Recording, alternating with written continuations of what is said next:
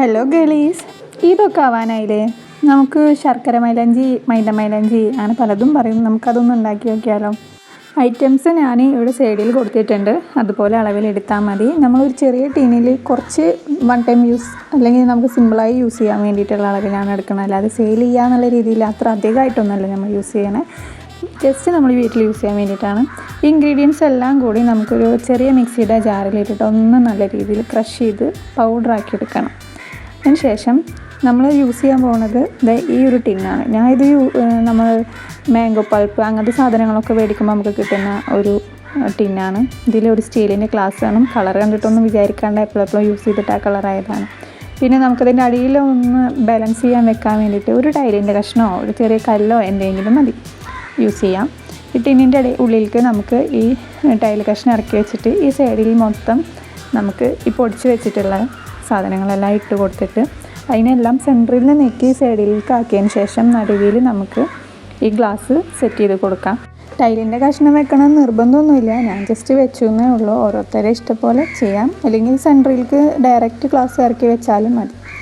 ടിന്നിൻ്റെ വായ്ഭാഗം നല്ല രീതിയിൽ കവറായി ഇരിക്കാൻ പറ്റിയ പോലത്തെ ഒരു സ്റ്റീലിൻ്റെ ബൗളും കൂടി നമുക്ക് ഇതിന് ആവശ്യമായിട്ടുണ്ട്. പിന്നെ അതിൽ കൂടെ എന്നിട്ടും കാറ്റ് പോകുന്നുണ്ട്, എയർ പോകുന്നുണ്ട് എന്നുണ്ടെങ്കിൽ അത് തടയാൻ വേണ്ടിയിട്ടാണ് നമ്മൾ മൈദയും വെള്ളവും വെറുതെ ജസ്റ്റ് മിക്സ് ചെയ്തതുപോലെ ഒരു മാവാക്കി എടുത്തിട്ട് ഇതെടുത്തതിന് ശേഷം നമ്മൾ ഈ ബൗൾ വെക്കാൻ പോകുന്ന ഈ വായ്ഭാഗത്ത് നല്ല രീതിയിൽ വെച്ച് റൗണ്ടാക്കി എടുക്കാം.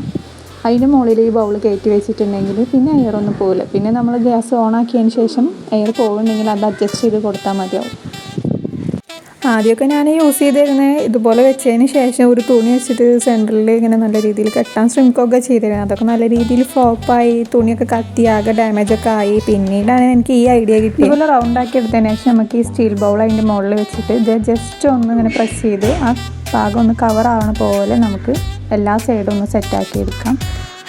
ബൗളിൻ്റെ മുകളിലേക്കും ടിന്നിൻ്റെ താഴേക്കും ഇതുപോലെ ഇങ്ങനെ ഒന്ന് അടുപ്പിച്ച് സെറ്റാക്കി കൊടുത്താൽ മതി. അതിന് ശേഷം നമുക്ക് ഗ്യാസ് ഒന്ന് കത്തിച്ച് ഒരു 2 മിനിറ്റ്സോളം നമുക്കൊന്ന് ഹൈ ഫ്ലെയിമിൽ വെച്ച് കഴിഞ്ഞതിന് ശേഷം പിന്നെ നമുക്കതൊന്ന് നമുക്കൊന്ന് ലോ ഫ്ലെയിമിൽ വെച്ച് കുറച്ച് നേരം അങ്ങനെ വെക്കാം. ഒരു 20 മിനിറ്റ്സ് നമുക്ക് ഇതുപോലെ ഒന്ന് വെക്കാം. പിന്നെ ഇതിൽ നല്ല രീതിയിൽ നീരാവി വരാനുള്ള ടിപ്സ് ഉണ്ട്.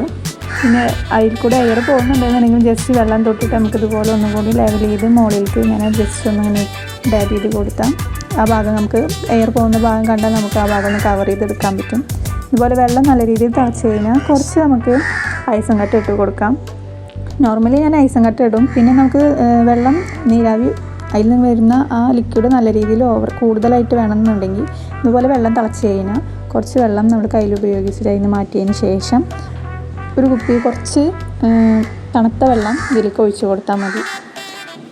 ഇതുപോലെ ഒരു 45 മിനിറ്റ്സോളം നമുക്ക് ഇതുപോലെ വെക്കാം. ഇടയ്ക്കിടയ്ക്ക് റിപ്പീറ്റ് ചെയ്ത് വെള്ളം മാറ്റി കൊടുക്കാം.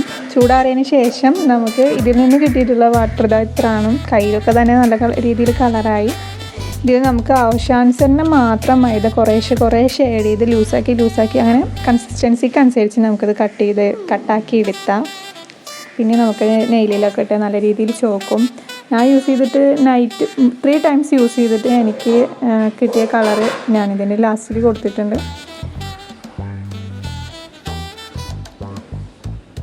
ഇത്ര കളറാണ് എനിക്കായത്. കയ്യിലും കാലിലും ഒക്കെ ഞാനിട്ടിട്ട് ഇതത്ര ആയിട്ടുണ്ട്. ആവശ്യമുള്ളവർക്ക് ഇതുപോലെ ഉണ്ടാക്കി നോക്കാം.